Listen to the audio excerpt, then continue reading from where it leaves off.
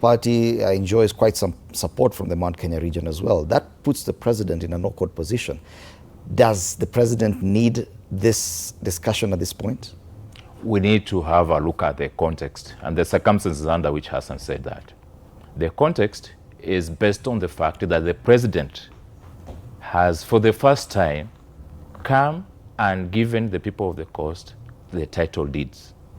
He was talking in the context of historical injustices, some of those that were documented in the Dungland report that have never been addressed. But now, since the coming in of President William Ruto, he has been able to address that, not only for the coast, but for the rest of the country. At no point did he make any reference to a specific community. What he was very specific about was about the founding mistakes of this country.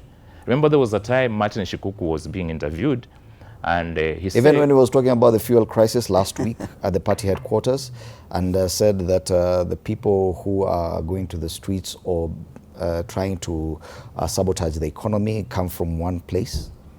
That had nothing to do with the historical land injustice. Of course, that's a separate story, but now I'm addressing... Let me deal with the issue of Omar first. Deal with both. I will deal with that. I will deal with that. It's the same Hassan Omar who talked about Hassan never talked about a community. He said the historical land injustices that were committed by the founding father, particularly Jomo Kenyatta, which is in public. Watu wake can be anything, can be friends. If you are my friend, you can come from any community. Allow me to clarify. Fwamba, Hassan Omar talked about land injustices back in 2011. Yes. And Alfred Mutua, as government spokesperson, called him out then. It has always been a concern. Then. But now, if we get back to what I was saying... It is because he made similar statements, not about land injustices, but about a community and the political direction they are taking last week. Remember, that we are having this discussion. Remember, the Crown Land Ordinance Act of 1902 gave all the land that was privately owned to the Queen at that time. When Kenyatta became president later, the coastal strip that was under the Sultanate did not have the jurisdiction of what they usually call Bara. So what happened, Martin Shikuku in one of the interviews one day said that Robert Matano was a minister from the coast, asked Kenyatta, now that the Sultan has gone, the Queen has gone, now can we give land to our people? Kenyatta is said to have told Matano that the Sultan has gone and I'm now the new Sultan. And through that, he did a lot of land injustices, historical injustices that documented the Dungland report. But governments that came after that, especially Kibaki is one person who wanted to initiate serious reforms for this country. But now when they looked at the inside of the Dungland report, I think they found it too controversial and they decided to just do away with it. All right. But through that, President William Ruto has tried as much as possible to ensure that someone has a title deed. When you have a title deed, you are economically empowered.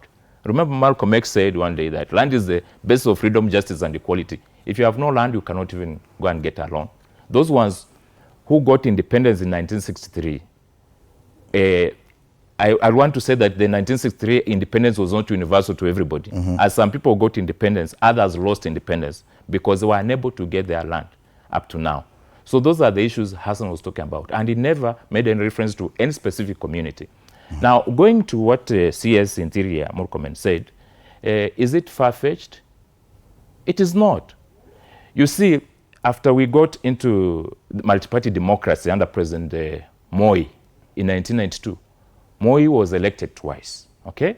Was elected twice under very controversial circumstances because communities, those days we were thinking we were fighting for multi-party, but we later realized that people were uncomfortable with Moi because he was a Kalenjin. It was not one of their own. So when you go to Mwai Kibaki got to 2 terms. No one said 1 term. Of course, he contested with the Raila Odinga. Then the election happened the way it happened in 2007. We go to 2013. Uhuru Kenyatta has served his 2 terms.